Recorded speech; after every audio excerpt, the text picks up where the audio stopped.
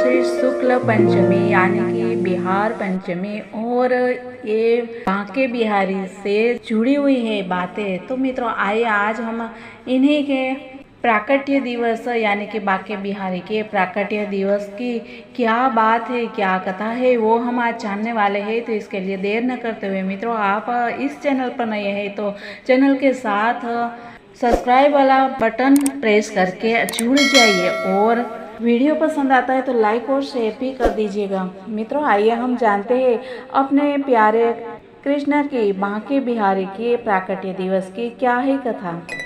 मार्गशीर्ष मास के शुक्ल पक्ष की पंचमी तिथि को स्वामी हरिदास जी की सघन उपासना के फलस्वरूप वृंदावन के निधिवन में श्री बांके बिहारी जी का प्राकट्य हुआ। बिहारी जी के इस प्राकट्य उत्सव को बिहार पंचमी के रूप में बड़े ही उल्लास के साथ मनाया जाता है। इस अवसर पर मंदिर को भव्य रूप से सजाया जाता है और विशेष पूजा अर्चना की जाती है।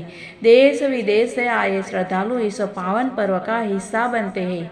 वृंदावन भगवान श्री कृष्ण और राधा रानी की लीलाओं से जुड़ी बहुत ही पावन भूमि है। बांके बिहारी जी की मूर्ति का प्राकट्य अत्यंत चमत्कारिक और दिव्य घटना है, जो भक्तों के हृदय में भक्ति और श्रद्धा का संचार करता है।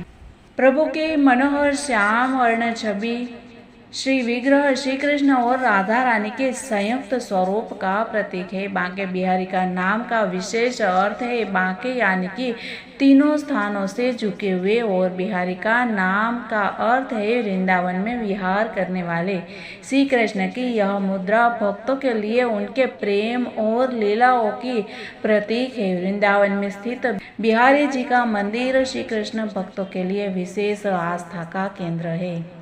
बांके बिहारी जी की मूर्ति के प्राकट्य का सीधा संबंध संत हरिदास जी से है, जो श्री कृष्ण और राधा रानी के अनन्य भक्त थे और वृंदावन के निधिवन में साधना करते थे। वही निधिवन जहाँ के बारे में आज भी मान्यता है कि यहाँ हर रात राधा कृष्ण गोपियों संग रास लीला करते हैं।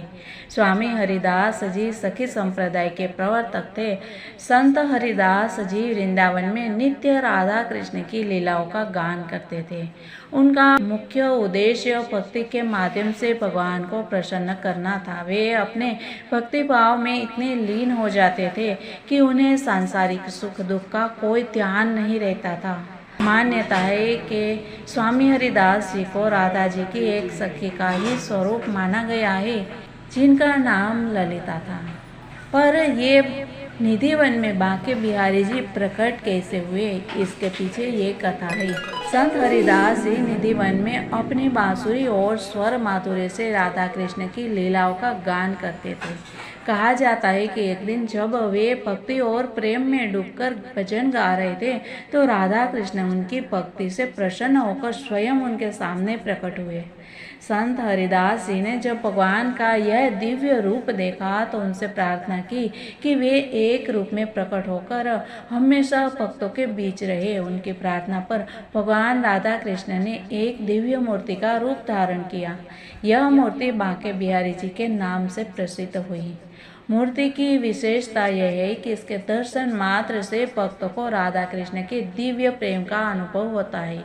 संत हरिदास जी ने बांके बिहारी जी की इस दिव्य मूर्ति को निधिवन में स्थापित किया। प्रारंभ में इस मूर्ति की पूजा निधिवन के भीतर होती थी। समय समय के साथ भक्तों की बढ़ती संख्या को देखते हुए बांके बिहारी जी का मंदिर बनाया गया। ये मंदिर आज वृंदावन के प्रमुख तीर्थ स्थलों में से एक है। बांके बिहारी जी के प्राकट्य की कथा भक्तों को यह संदेश देती है कि सच्ची भक्ति और प्रेम से भगवान को पाया जा सकता है। वृंदावन आने वाले हर भक्त के लिए यह स्थान अद्वितीय भक्ति का केंद्र है, जहां बांके बिहारी जी स्वयं अपनी कृपा दृष्टि से भक्तों को आशीर्वाद देते हैं। और ऐसी मान्यता है कि विग्रह रूप में भगवान के दर्शन करने से व्यक्ति की सभी इच्छाएं पूर्ण होती है। बोले बांके बिहारी लाल की जय। जय हिंद, वंदे मातरम, भारत माता की जय, सनातन धर्म की जय।